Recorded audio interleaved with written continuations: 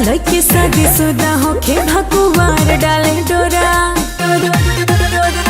काली गोरी सब उन्हें प्यारी लगती है, काली गोरी सब उन्हें प्यारी लगती है। बोले सपनों की रानी तो हमारी लगती है, बोले सपनों की रानी तो हमारी लगती है।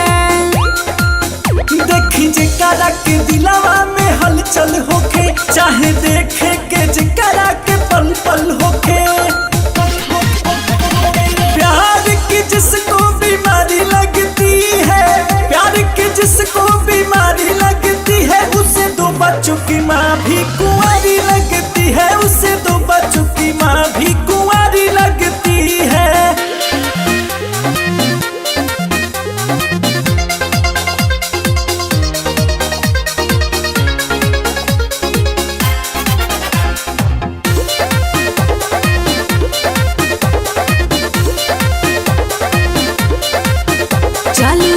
कहे चांद तारा ला दे हब हो, देह सोना चांदी से मढ़वा दे हब हो।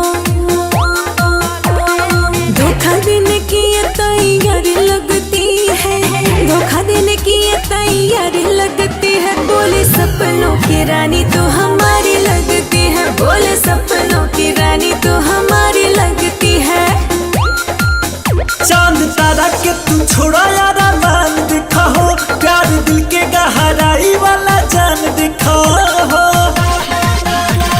जिनको अदाए मस्त सारी लगती है, जिनको अदाए मस्त सारी लगती है, उससे दो बच्चों की माँ भी कुंवारी लगती है, उससे दो बच्चों की माँ भी कुंवारी लगती है।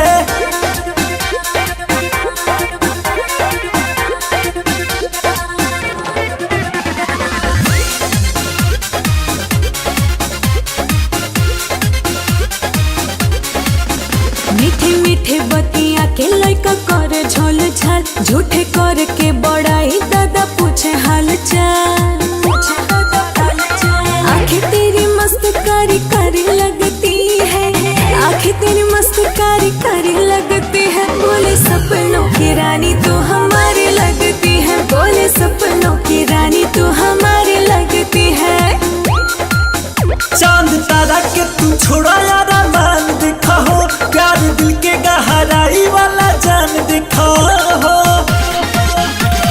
जिनको अदाए मस्त सारी लगती है, जिनको अदाए मस्त सारी लगती है, उससे दो बच्चों की माँ भी कुंवारी